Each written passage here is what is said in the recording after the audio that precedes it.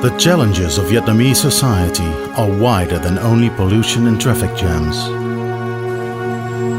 There are the obvious conflicts of communities developing at different speeds. And there is the generation gap between those who have survived wars and economic isolation that preceded the perestroika, in Vietnamese called Doi Mui, and their children who are waking up to a very capitalistic interpretation of socialism.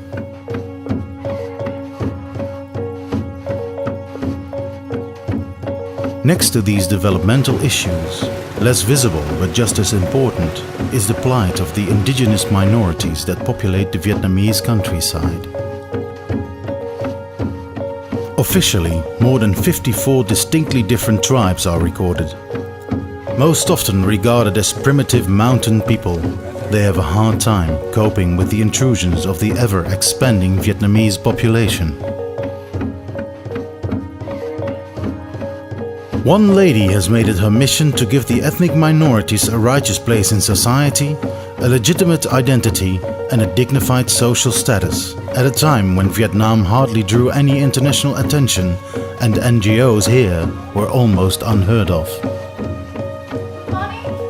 Mrs. Chanti Leng brought a group of enthusiastic professionals around her: biologists, hydraulic engineers, doctors, pharmacists and legal advisors, who help carry out a multitude of projects throughout the country and even over the borders in neighboring Laos. To see them at work and to better understand the projects that they are working on, we follow SPERI on a field trip. Tuan is our guide on this trip. He's a senior SPERI staff member, an agronomist who worked with highland communities in Vietnam and in Laos for almost 10 years. Today, Tuan flies to Luang Prabang to join with the Laotian branch of SPERI, and they will visit some of the projects together.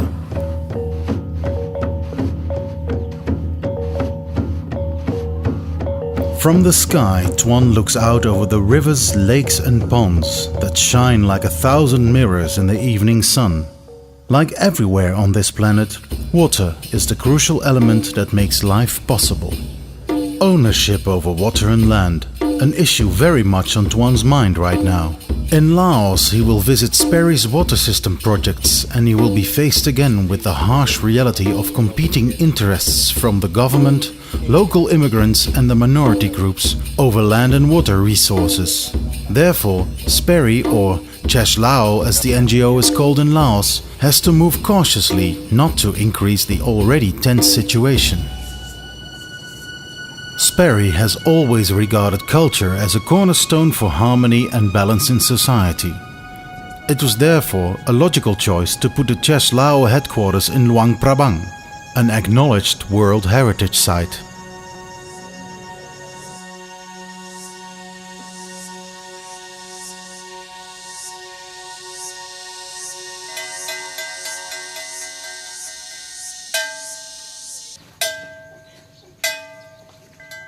In Luang Prabang, every morning starts with a food offering to the temple monks, a tradition that is over 1,000 years old.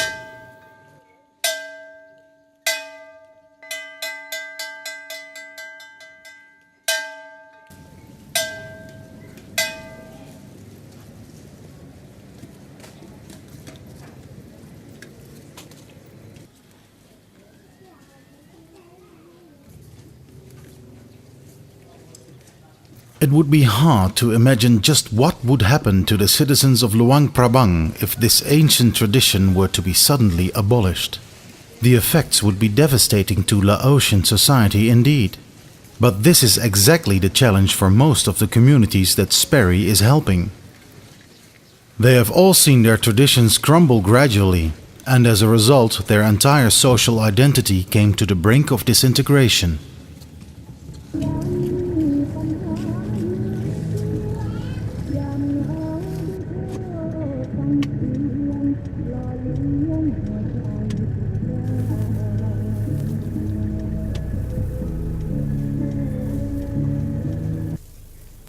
Much of the rest of the day, Tuan stays with his team to prepare the visits of the next days to come.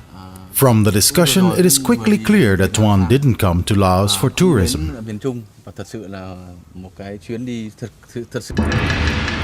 Another day, another road. Not only hill tribe minorities are impacted by the effects of new roads cutting through their territory. The first project on Tuan's agenda is a Laotian village called Qingdao. This village has been dealt a very bad hand by history. Half a century ago, American bombs destroyed the village and sent the survivors fleeing into the surrounding jungle. The village structure never really recovered, and until recently the people here were little more than a loosely tied group that squatted together in makeshift houses trying to survive. Had Qingdao been a well-organized community, then they could have taken advantage of the new road passing through their village.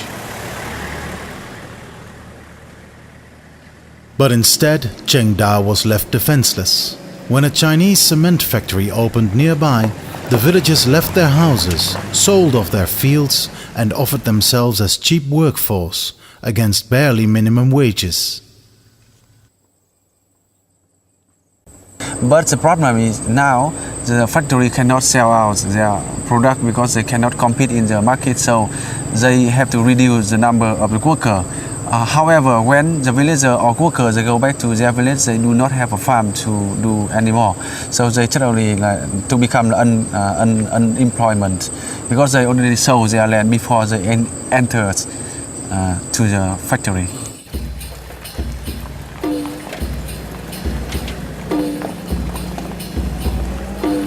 From what we heard about Qingdao's history, we had expected a rundown settlement. Instead, the village is tidy, the houses are beautiful, and the atmosphere is very hospitable.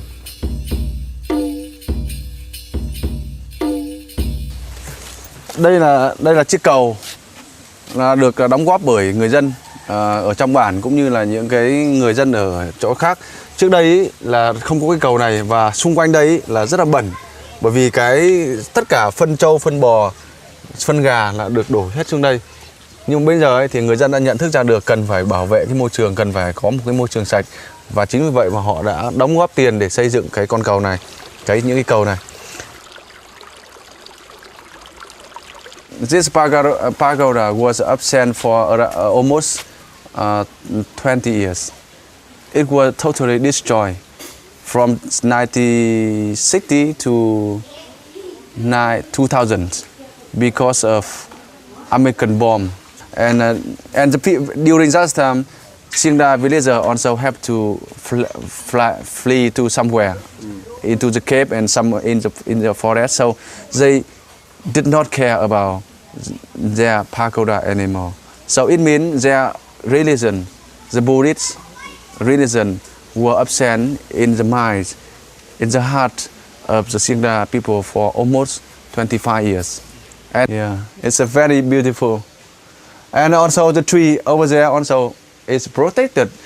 And before 2000, you know, surrounding here, sorry Buddha, but very dirty. Because the people come here and peace around here. And they don't care about the big tree and they don't care about something in the pagoda anymore because I said before, the religion of the Qingdao people was already destroyed. The abbot is proudly showing his temple to Tuan. Even though modest in size and decoration, the temple has brought a tremendous change in the life of the villagers of Qingdao. Its restoration has also restored the mindset of the villagers. It has given them a renewed sense of identity and pride. นางธรณีเนี่ยมันอยู่ในพื้นดินพุ่นเลยเพิ่นพลาดออกมาแล้วมันนั่งมันยืนอยู่ต่อหน้ามันยืนต่อหน้าแล้วมันเอานั้นมือนั้นหูดจ่าที่ท่านจำมือหูดพุ่มตกลงชาขี้ดินนั่นผ้าเป็นน้ำแม่ท่วมไปหมดน้ำอันนั้นน้ำพุ่มท่วมอันพวกที่มันมาลาวีที่มาฆ่าอันพระพุทธองค์น่ะพระพุทธเจ้าน่ะ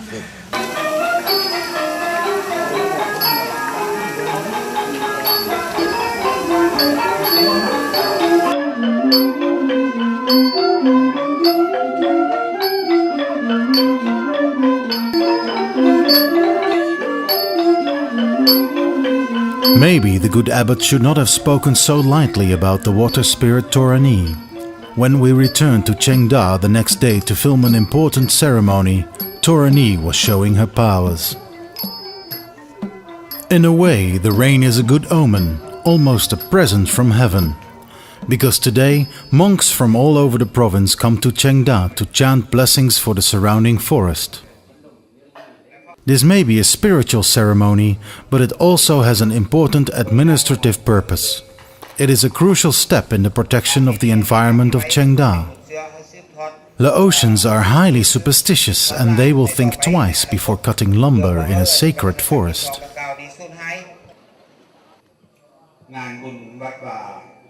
While guests and officials arrive, women bring in food for everybody.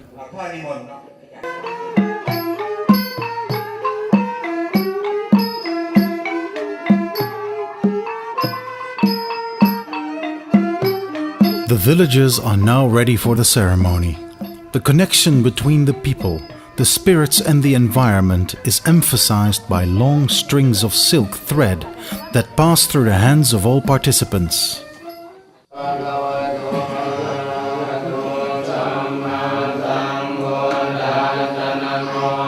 The monks start chanting their mantras.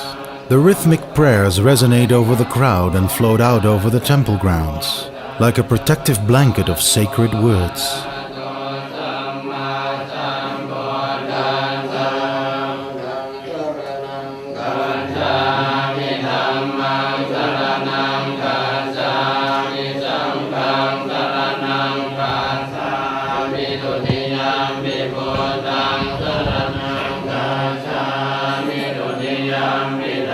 The chanting continues. The villagers gradually lose concentration while the monks sink deeper into trance.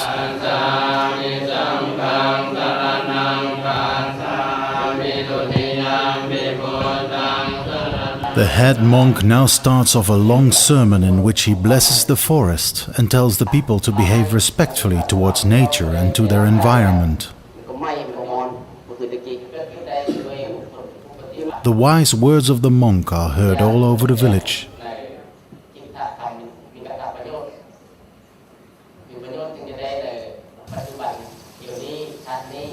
After the temple ceremony, a small group of villagers climbs up to the forest for the final part of the ceremony. เจ้าเป็นผู้ใหญ่ไม้นี่มันจะใหญ่คือเจ้าอันนี้แม่นเฮามามัดต้นไม้มื้อนี้เนาะมื้อนี้เป็นมื้อดีแม่นเฮามาเริ่มต้นมัดต้นไม้เพื่อว่ารักษาต้นไม้นี้ให้ต้นไม้นี้เป็นยาเพื่อว่าเป็นมูลมรดกรักษาไว้ให้ลูกให้หลานสืบต่อไปเฮามัดต้นไม้นี้แม่นแสดงให้ประชาชนรู้จักว่าเฮาเอาผ้าเรื่องนี้หมายความว่าแม่นวัดแม่นอันสิ่งศักดิ์สิทธิ์เพื่อว่าประชาชนลาวนี่มันนับถือศาสนาพุทธเนาะถ้าว่าเฮามามัดต้นไม้นี้แล้วก็จะบ่มีคนจะมาทำลายต้นไม้นี้แม่นว่าต้นไม้นี้มันมัดแล้วที่ไปทำลายละลานี่มันบ่ให้ทำลายอันนี้มันรักษาไว้ให้มันเป็นยารักษาเป็นส่วนยาจนจะเป็นได้เอาส่งต่ออันเดียวกุ้งใหญ่กันต่อกันเอาเพิ่นว่านี่มันต้นไม้ศักดิ์สิทธิ์ต้นไม้เป็นยาว่าซั่นมาพัดมาพูกนี่เลยบัดเนี่ยให้เป็นยาแก้วยาทิพย์ได้พวกพญาธิบ้านเหยาได้ก็ข้อมันฟังมันให้มันหอมมันดีเลยให้มันเค็ดมันยำได้ใส่วันให้มาใส่ยาให้เที่ยวได้บัดเนี่ยมา Will religion and a few beautiful symbols be enough to stop the decline of this forest? We can only pray and hope that people will understand. บัดเนี่ยมามัดใบไม้ไว้นี่ได้บัดเนี่ยมันเป็นว่านเป็นยาได้บัดเนี่ย The first part of the mission is completed. The next stop on our trip brings us deep in the Laotian mountain forests. We are to meet a clan from the Hmong tribe. But on the way up, we want to stop at another village where SPERI is active. Less than 10 years ago, this road ran through a densely forested area. In the last years, new settlers moved in, clearing the forest and building houses on both sides of the road. These activities are a challenge for the environment, But they also are a challenge for the indigenous forest inhabitants. We visit Nam Kha, a village of the Khmu tribe. Và cái bản Khmu này ấy, thì trước năm 2003 thì hầu như không được ai biết đến, kể cả những cán bộ và chính quyền địa phương. Sau Chu Hong Kan, Hà Nội. This village used to be in the middle of the forest. Now it can easily be reached, and the villagers have had to adapt to a new reality. Dự án đến thì với cái sự hỗ trợ của cái chương trình của dự án thì người dân bắt đầu tiếp cận với cái chương trình nước sạch với cái bản Qingdao, và sau đấy là họ có cơ hội được đi tham quan và chia sẻ kinh nghiệm với rất nhiều nơi khác nhau, kể cả Việt Nam, kể cả ở trong Lào. Và hiện tại bây giờ ấy thì người dân bản Nậm Kha đã có một số hoạt động tương đối là hiệu quả. Cái hoạt động thứ nhất là liên quan đến là cái việc mà làm sao ấy là vận hành cái hệ thống nước sạch. Đồn leo này món đấy kia chạy.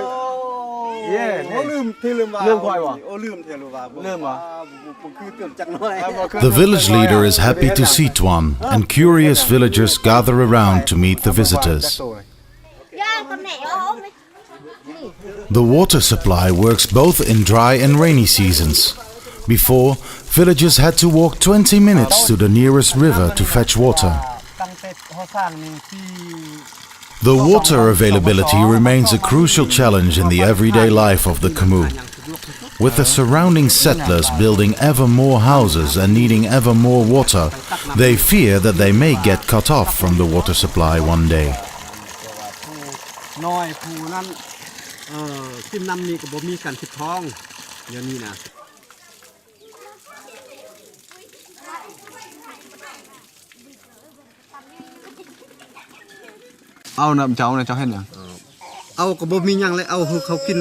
What would they do if this would happen? Tuan asked the village leader. Okay, if they come here to take the like water from them, so they don't do anything. Nothing they can do. Yeah, there's nothing they can do. It is difficult to predict what the future has in store for the Khmu people. Will their culture survive? Will their language survive? What does that language actually sound like? Has anyone ever recorded it? With some persuasion, Tuan can convince an old woman to sing a song in original Khmu language.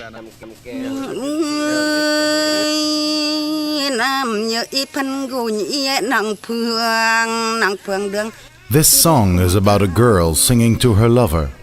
Please come to me, the spicy chili will be sweet, and the bitter eggplant will be like sugar if you come to me.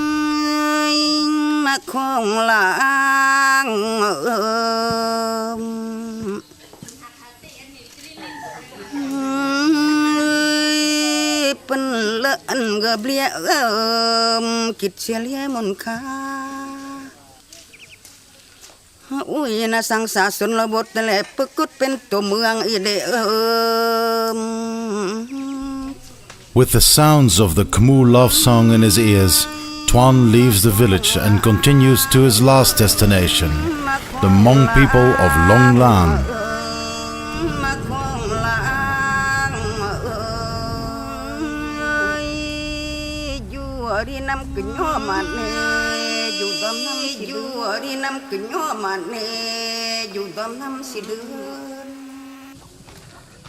SPERI had to lobby long and hard to protect the territory of the Hmong people. But in the end, they managed to secure the boundaries of the Long Lan ecological village and its surrounding forest. Điều này là những tóm tắt quy chế của bản Long Lan. Nó có gồm có 6 điều. Điều thứ nhất là gì em? Điều thứ nhất là họ cấm không cho những người đi chặt gỗ ở đất Long Lan. Điều thứ hai là cấm không cho người vào rừng để săn bắn thú rừng. Là điều thứ ba là không được đi đổi con nai hay là con lợn rừng, mọi thứ ở trong rừng. Cái điều số 2 và điều số 3 giống nhau. Thì số 3 là những cái sản phẩm ở trong rừng. Sản phẩm trong rừng.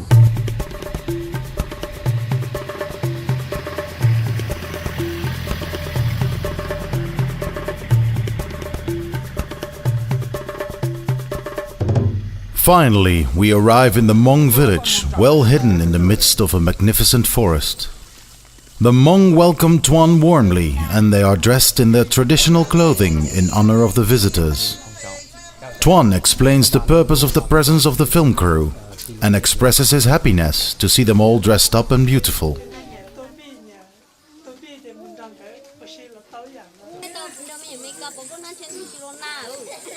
The Hmong are a proud people with a long history and different clans that have spread out from China over all of Southeast Asia, and, as a result of the Vietnam War, also to the US and Canada. It is exactly thanks to their strong cultural consciousness that the Hmong worldwide still feel united by one common, well-defined identity. They are less shy than any of the other tribes we have visited before, and proudly show us their skills and traditions.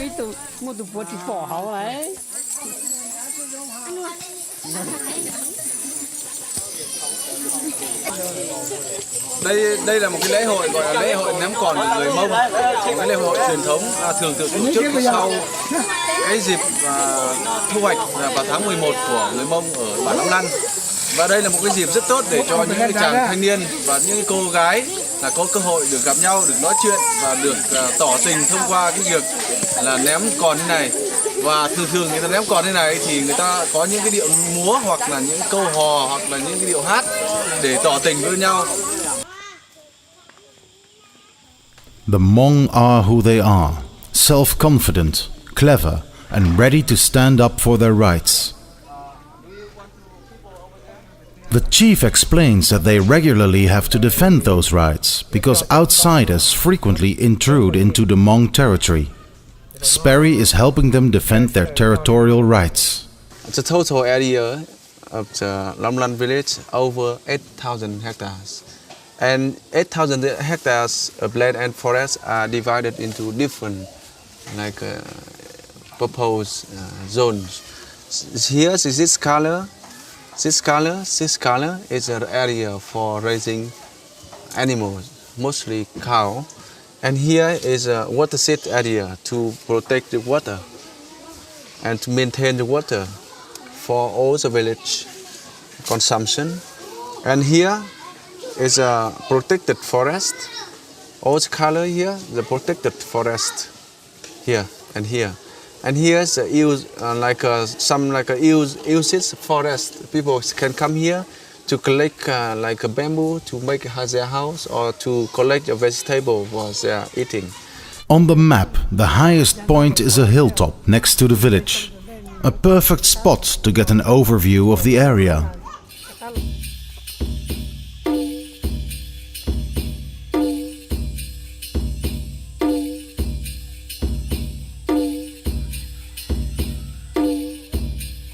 This is Hmong country, and it is worth defending. The Hmong were here from before the American-Vietnam War.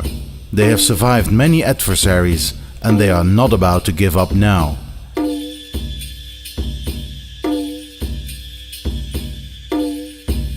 Back in the village, the Hmong have not finished showing their skills.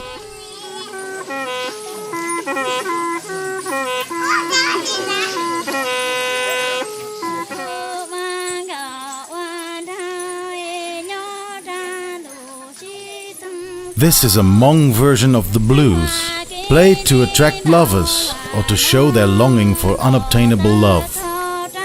The Hmong are said to communicate with their windpipe music.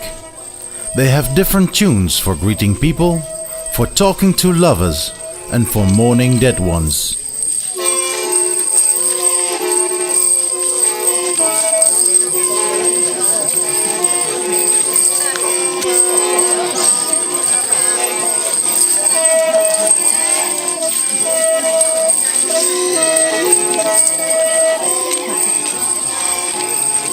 This was the last of Tuan's visits to SPERI's projects in Laos.